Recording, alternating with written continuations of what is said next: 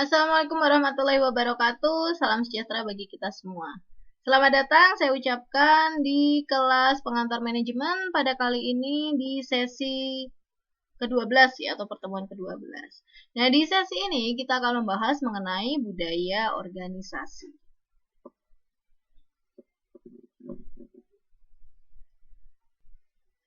Tujuan pembelajaran kita kali ini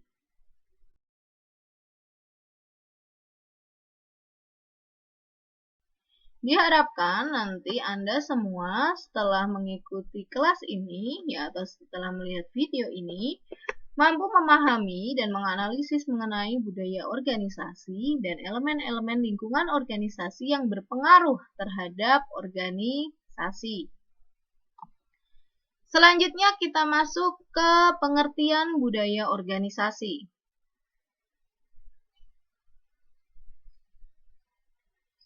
Budaya atau culture ini merupakan keseluruhan pola pemikiran, perasaan, dan tindakan dari suatu kelompok sosial yang membedakan dengan kelompok sosial lainnya. Budaya organisasi menurut Robin dan Judge adalah sebuah sistem makna bersama yang dianut oleh para anggota yang membedakan suatu organisasi dari organisasi lainnya. Ya, jadi untuk budaya organisasi adalah suatu sistem ya yang dianut oleh seluruh anggota organisasi, atau kalau dalam perusahaan berarti oleh seluruh karyawan organisasi, yang membedakan antara organisasi satu dengan organisasi lainnya.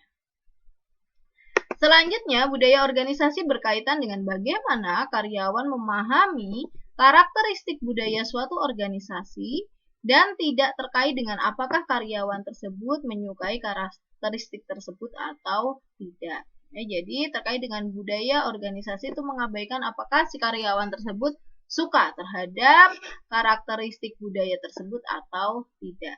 Ya, jadi di sini untuk budaya organisasi berkaitan dengan bagaimana karyawan memahami karakteristik budaya suatu organisasi. Proses penciptaan budaya organisasi. Nah, budaya organisasi tercipta itu sangat erat kaitannya dengan pendiri organisasi. Yang pertama, terkait dengan proses penciptaan budaya organisasi. Di sini pendiri ya hanya merekrut atau mempertahankan karyawan yang sepemikiran dan seperasaan dengan mereka atau dengan si pendiri tersebut. Yang kedua,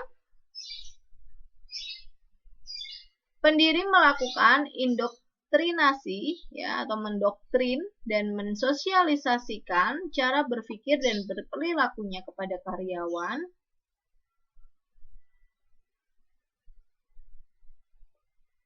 Selanjutnya, yang ketiga, pendiri bertindak sebagai model peran yang mendorong karyawan untuk mengidentifikasi diri dan dengan demikian menginternalisasi keyakinan, nilai, dan asumsi pendiri tersebut. Ya, jadi ada 3 proses penciptaan budaya. Yang pertama, pendiri itu hanya merekrut atau hanya mempertahankan orang-orang yang sepemahaman dan sepemikiran ya dengan si pendiri tersebut.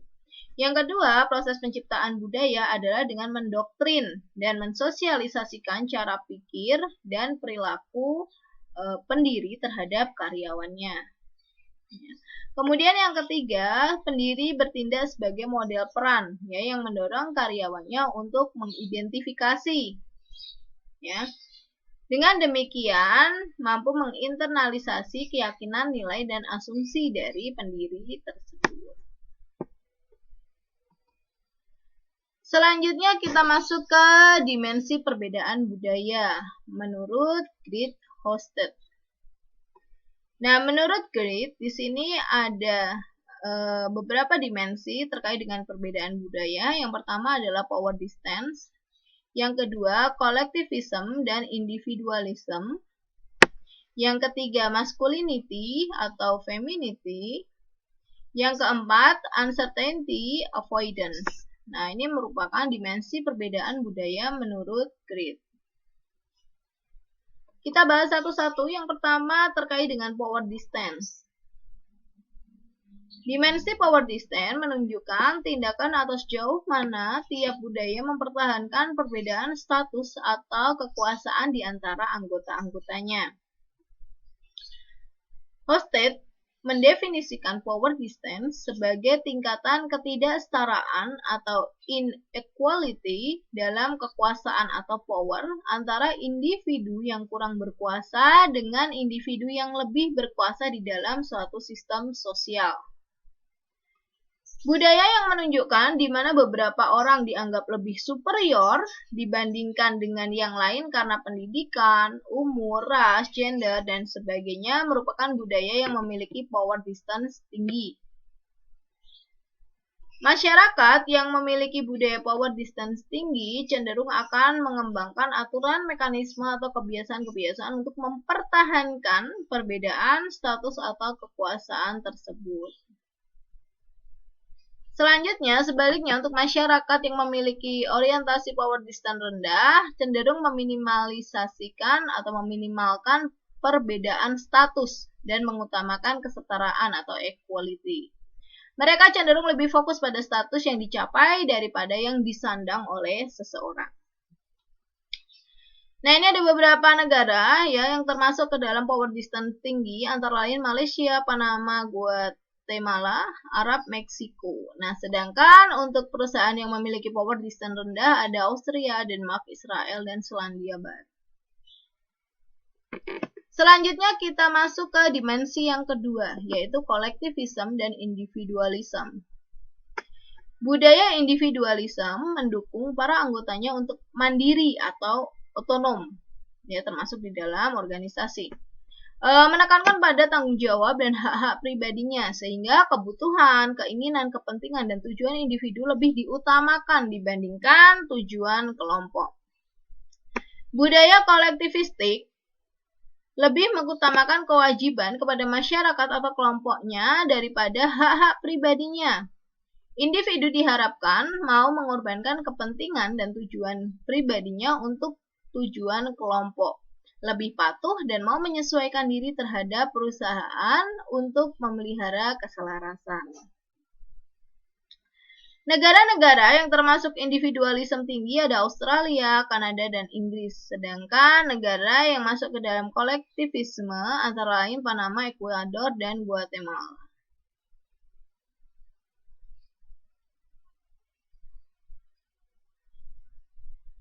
Nah, jika dilihat dari komponennya untuk individualisme, yang pertama adalah personal time, yaitu memiliki waktu pekerjaan yang memberikan Anda waktu yang cukup untuk kehidupan personal atau keluarga.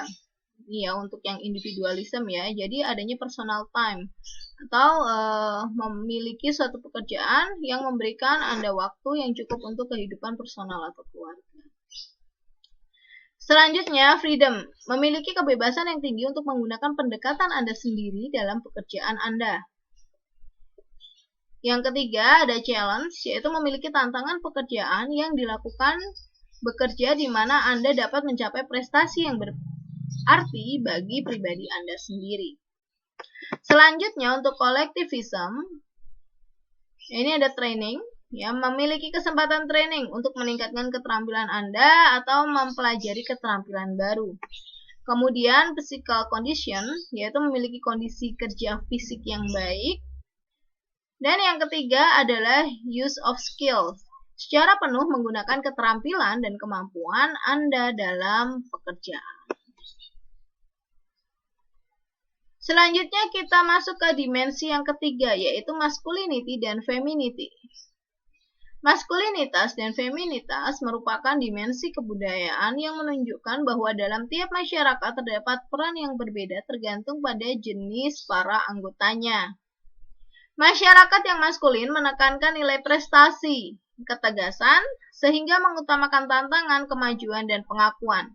Sedangkan masyarakat femininity lebih mengutamakan hubungan interpersonal, keharmonisan, dan kinerja kelompok. Negara-negara yang termasuk masculinity tinggi antara lain Jepang, Austria, Swiss. Sedangkan negara yang termasuk ke dalam femininity rendah ya ini ya, Belanda, Norwegia, dan Swiss. Nah, ini indikator maskulin dan feminim. Ya, untuk maskulin adalah earnings, di mana memiliki kesempatan untuk meraih pendapatan yang besar. Kemudian recognition atau memperoleh pengakuan yang layak.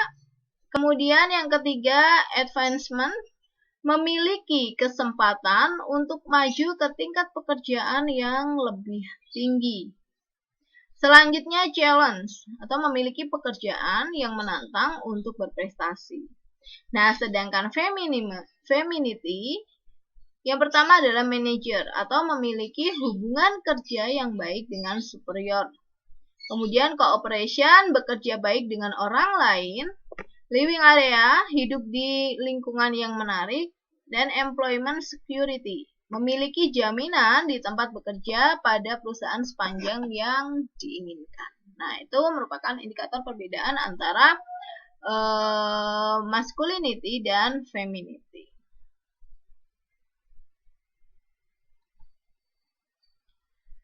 Selanjutnya, dimensi yang terakhir adalah uncertainty avoidance. Nah, dimensi ini menunjukkan bagaimana menghadapi situasi yang tidak pasti, ambigu atau samar-samar, dan bagaimana mereka beradaptasi terhadap perubahan. Uncertainty avoidance ini tinggi, merasa terancam dalam menghadapi ketidakpastian, sehingga mereka akan menciptakan cara untuk mengurangi ketidakpastian tersebut dengan menjunjung tinggi konformitas dan keamanan serta lebih mengandalkan peraturan formal. Kepercayaan hanya diberikan kepada orang terdekat, ya, jika kondisi di mana menghadapi situasi tidak pastinya itu tinggi, ya. Jadi orang-orang yang ada di dalamnya, ya, atau individu-individu yang ada di dalamnya akan merasa terancam, ya, dalam menghadapi ketidakpastian. Kemudian mereka cenderung untuk mengandalkan peraturan formal, ya, untuk mengurangi risiko. Kemudian kepercayaan hanya diberikan kepada orang terdekat. Selanjutnya, untuk uncertainty avoidance rendah, ini cenderung memiliki toleransi yang lebih tinggi dalam menghadapi ketidakpastian dan lebih mampu untuk menerima risiko. Mereka bisa menjalin hubungan dan memberikan kepercayaan kepada orang lain dari masyarakat luar. Selanjutnya, beberapa negara yang termasuk ke dalam uncertainty avoidance tinggi ada Yunani, Portugal, Guatemala, Brasil. Nah, sedangkan negara yang termasuk ke dalam uncertainty avoidance rendah ada Singapura, Jamaika, dan Denmark.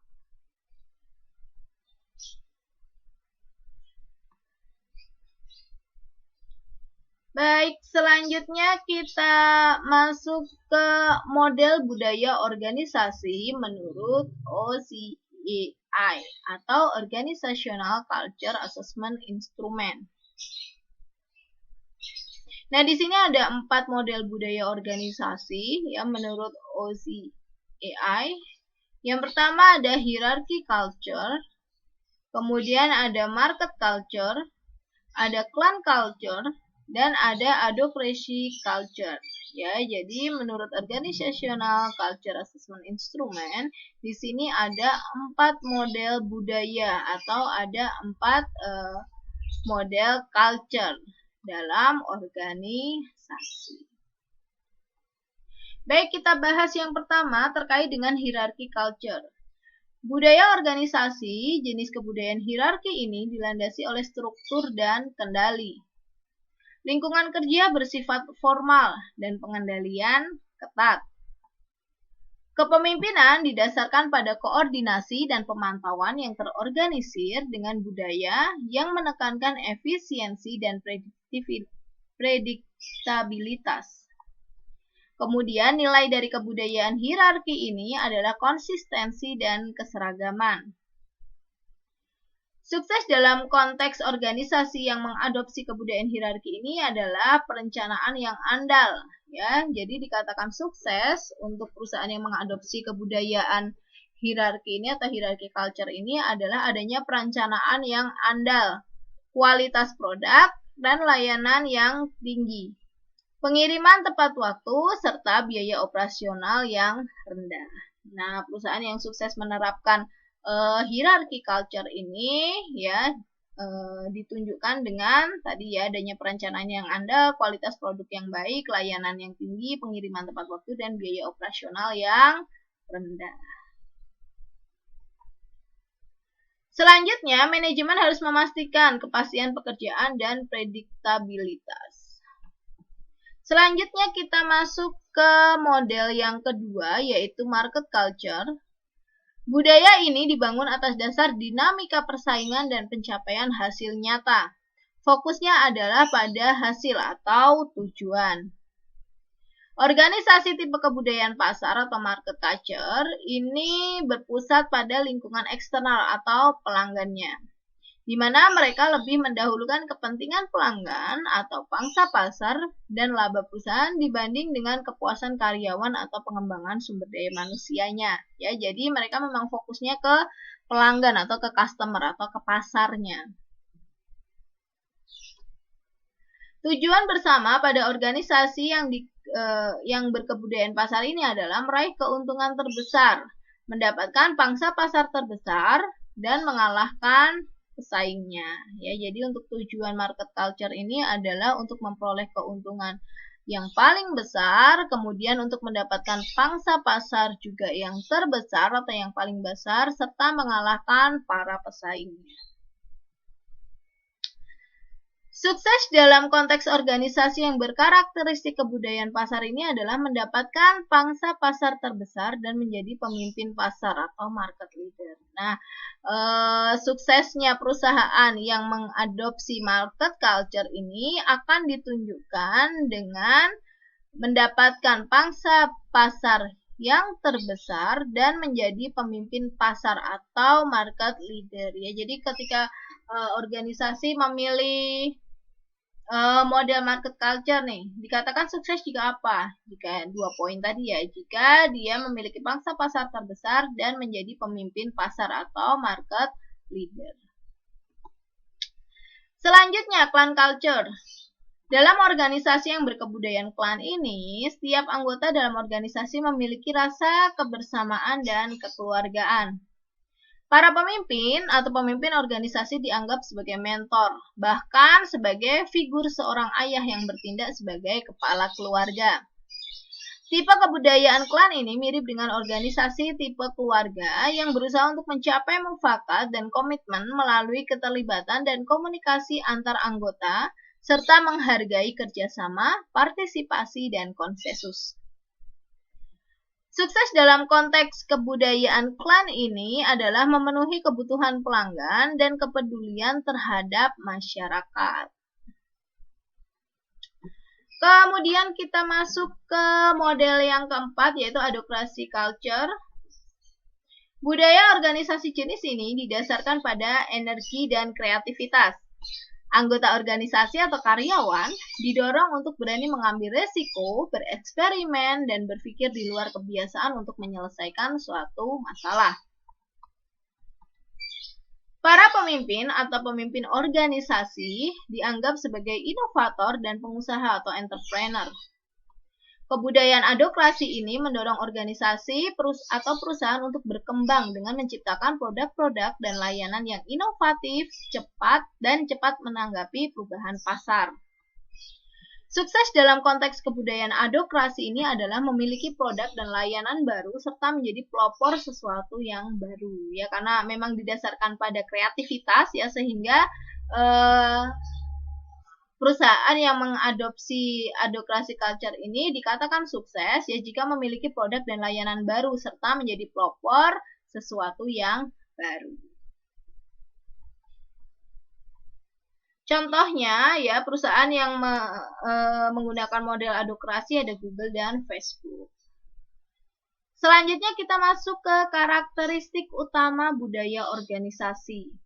Nah, di sini untuk karakteristik utama budaya organisasi ada yang pertama, inovasi dan pengambilan risiko. Nah, ini menunjukkan sejauh mana karyawan didorong untuk bersikap inovatif dan berani mengambil risiko. Kemudian yang kedua, perhatian pada hal-hal detail, yaitu sejauh mana karyawan diharapkan menjalankan presisi, analisis, dan perhatian pada hal-hal detail.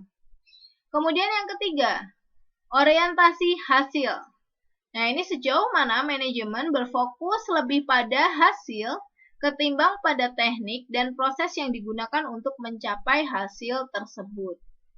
Keempat, orientasi orang, yaitu sejauh mana keputusan manajemen mempertimbangkan efek dari hasil tersebut atas orang yang ada di dalam organisasi atau individu yang ada di dalam organisasi.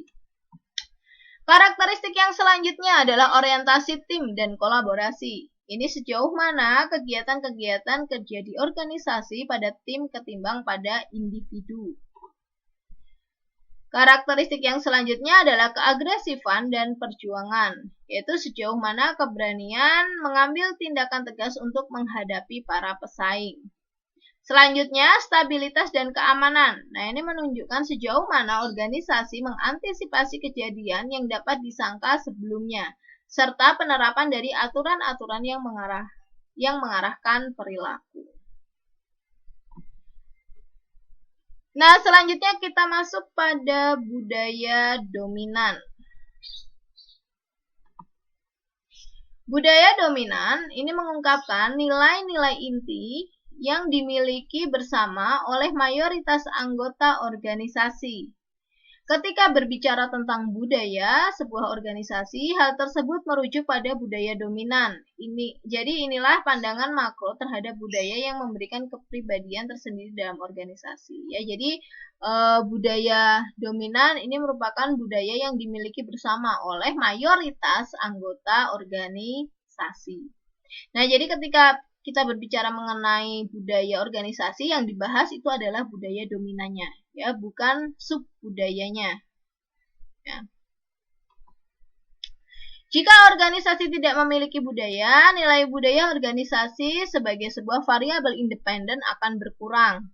Secara signifikan, mereka tidak akan ada keseragaman penafsiran mengenai apa yang merupakan perilaku semestinya dan perilaku yang tidak semestinya. Jadi kalau tidak ada budaya, ya, nilai budaya sebagai sebuah variabel independen ini akan berkurang secara signifikan. Ya, selain itu juga karyawan tidak punya acuan, ya, bagaimana seharusnya berperilaku, ya, atau bagaimana seharusnya tidak berperilaku. Selanjutnya, kita masuk pada pengaruh budaya organisasi. Budaya berperan sebagai penentu batas-batas, artinya budaya menciptakan perbedaan atau yang membuat unik suatu organisasi dan membedakan dengan organisasi lainnya. Nah, dengan kata lain, budaya organisasi memuat identitas suatu organisasi. Budaya memfasilitasi lahirnya komitmen terhadap kepentingan kelompok daripada kepentingan individu. Budaya meningkatkan stabilitas sistem sosial karena budaya adalah perekat sosial yang membantu menyatukan organisasi dengan cara menyediakan standar mengenai apa yang sebaiknya dikatakan dan dilakukan oleh karyawan. Budaya merupakan pembentuk sikap dan perilaku. Ya, budaya bertindak sebagai kendali yang menuntun untuk membentuk sikap dan perilaku karyawan.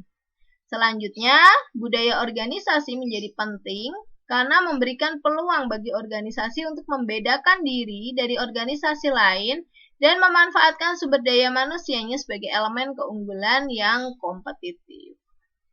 Nah, demikian pemaparan materi terkait dengan budaya organisasi, ya, materi sesi ke-12 atau pertemuan ke-12. Nah, selanjutnya kita masuk pada tugas.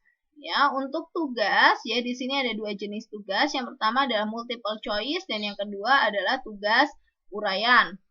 Nah, untuk tugas multiple choice di sini ada 5 soal dengan 4 jawaban yang tersedia. Nah, tugas Anda adalah memilih satu jawaban yang menurut Anda paling benar. Yang pertama, sebuah sistem makna bersama yang dianut oleh para anggota yang membedakan suatu organisasi dari organisasi lainnya adalah pengertian dari A. Identitas organisasi, B. Kolektivisme, C. Stabilitas, D. Budaya organisasi. Selanjutnya, yang kedua, berikut merupakan dimensi perbedaan budaya menurut Great Hofstede, kecuali A. Power distance, B. Market culture, C. Masculinity atau femininity, D. Uncertainty avoidance. Kemudian yang ketiga, berikut merupakan model budaya organisasi menurut OCEI, kecuali A. Hierarchy culture, B. Power distance, C. Market culture, D. clan culture. Kemudian yang keempat, budaya organisasi yang didasarkan pada energi dan kreativitas disebut dengan A. Adhocracy culture, B. Hierarchy culture, C. Market culture, D. clan culture. Yang kelima, yang terakhir ya, untuk soal multiple choice, mencari peluang baru, mengambil resiko, bereksperimen, dan tidak merasa terhambat oleh kebijakan dan praktek-praktek formal, merupakan karakteristik utama budaya organisasi. A. Inovasi dan pengambilan resiko, B. Orientasi hasil, C. Keagresifan, D. Stabilitas dan keamanan. Nah, silahkan Anda pilih dari 1 dari 4 jawaban yang tersedia. Tugas yang selanjutnya adalah tugas dalam bentuk uraian. Ya, di sini ada 5 soal.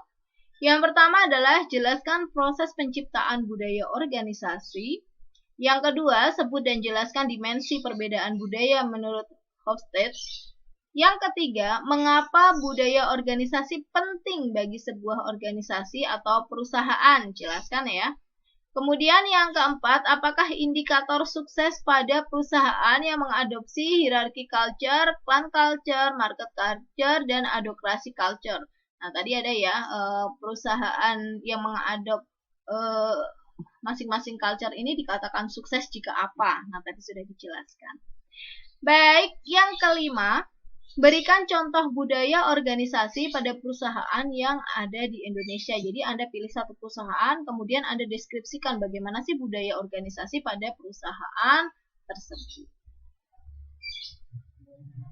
Nah, selanjutnya untuk tugas, silahkan Anda kumpulkan melalui email mira.andriana@sekom.ac.id dalam format Word atau PDF ya. Jadi tugas-tugas tadi ya, baik yang multiple choice maupun yang uraian, Anda kerjakan dalam format Word atau PDF. Kemudian jangan lupa untuk menuliskan subjek emailnya, yaitu tugas pengamen 12. Nah, jika ada yang ingin ditanyakan atau mengalami kendala saat mengerjakan tugas, ya silakan hubungi melalui WA, nomornya tertera ya, ini WA saya 081329212213. Baik.